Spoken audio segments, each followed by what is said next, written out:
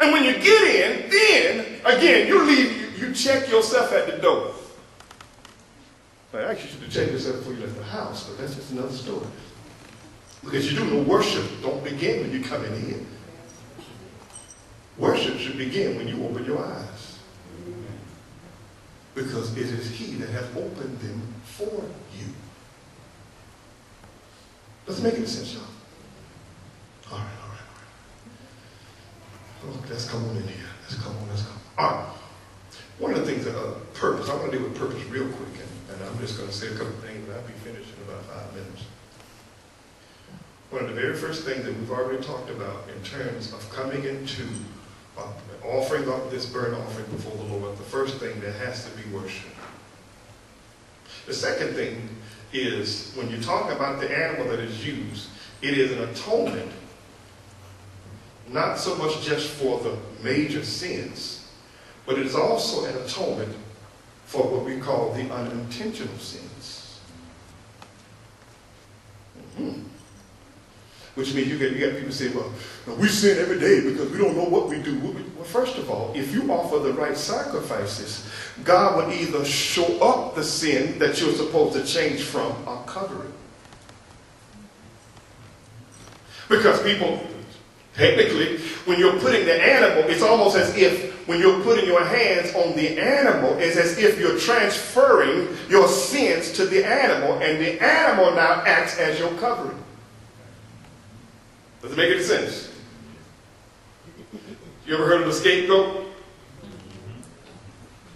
Right, yeah. We use people as scapegoats. Instead of accepting responsibility for ourselves. If it wasn't for him or her, I'll be okay. No. I done told you I say this Sunday, you better stop giving people your remote control. Because if you give them remote control, they're going to click it. They're going to get you angry whenever they want you to get angry. Click. They say, my remote is still working. So stop giving people what? Stop giving them the power. That's basically what you're doing. If people can get you upset and drop a hand, that means they got the power. You don't have it. I just can't think right. I just can't do right. Oh, they got you that upset? People, some of us got some people on our job. If we say right, they're going to say left. If we say up, they're going to say down. If we're going to say round, they're going to say square. And they already know how to tap dance on your last nerve, right? Stop letting them do it. By revealing that it is your last nerve. Does it make any sense? Because people, why should you let somebody ruin your sacrifice because of what they think? You don't live on what people think. You'll live on what God has said. That's good. I need to write that one down. You don't live on people, because if we live on what people think, even though God says it, it's not going to do us any good because we're so worried about what somebody else thinks. And people, when you learn how to get above people, you're going to learn how to give an acceptable sacrifice. But if you keep on letting people and people, let me tell you something. I kept telling you this, and neighbor, guess what? Everybody don't tell the truth.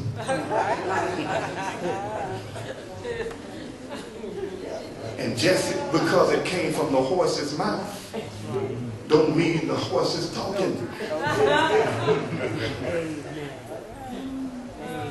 I have never in my life found so many people can tell so many lies.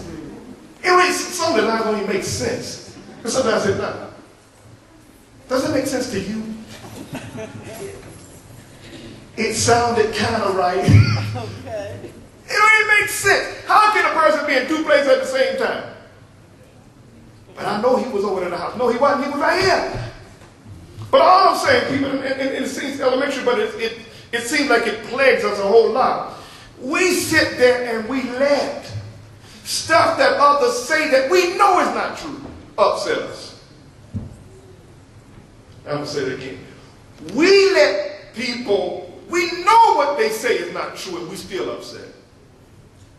We know. Why? Because they're talking about us. And you should know where you was and what you did and what you didn't do. People, they can get us to the point where we almost think that, did I think it?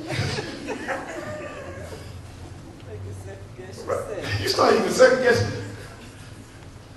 You ever got in an argument with somebody and you was right, but when the argument was over, you felt wrong? You ever did that? I have. I'm like, yeah. Wait a minute. I thought I was right. Because see, but you got some people that have the gift of gab. They know how to turn it around on you. Before you know the script done switched, you sitting there, they're going to flip the script on you. You're like, hey, that's not what I meant. And now you're going out saying, I'm sorry. Forgive me. You didn't do nothing. You were right. And all I'm saying, people, is that when you know that somebody that told a fib, and untruth, you know, we were growing up, you couldn't tell nobody, call nobody a liar. You would get whipped. Was my house the only one like that? No. You better call them a liar. My sister, you're a liar. What did you say? That was a whipping. Am I right? Okay. Oh, God help us, God help us. I know what I was covering, unintentional sin. But the next thing is, when you talk about the purpose of the burnt offering, is an expression of devotion. It is an expression of devotion. Whatever you give is an expression of how you serve. Whatever you don't give, it is an expression of how you serve. Which means that you may look like you go do a good service in my eyesight, but in the eyesight of God, he may be saying, you're not giving your best. Am I right? And see, sometimes people, if we're not careful, well, I have to say this, some of us are not working as hard as we used to work because we felt that when we did work, we were not appreciated for the work we did. Can I say that one again? Some of us is not working as hard as we used to work because we felt like the work that we were doing was not appreciated. My question is, who you are looking for to appreciate you? First of all, who gave you the gift? And if God gave you the gift, he's not asking you for something that you don't have. He's asking you for something that you do have. So some of us, we done made ourselves bench warmers. We don't put ourselves on the bench. Because, you know, every time I do something, they don't appreciate it. So I ain't working as hard no more. You notice I said earlier, who you hurting? You hurting yourself. You cutting off your own blessings. And people, some of us can't afford to cut no blessings. No, look, I can't afford. I ain't gonna talk about y'all because the pastor's talking about it. No, I can't afford to cut no blessings because I'm already on grace. Am I the only one on grace? I'm the only one on divine favor? Because if justification had to plead my case, I tell people all the time that if they had to show a movie of my whole life, I'd be the first one to pick in the movie. I don't want that to seen it. Okay. So by the grace of God, I am what I am. So I can't afford to cut none of my blessings. And guess what? I ain't going to let you cut them either.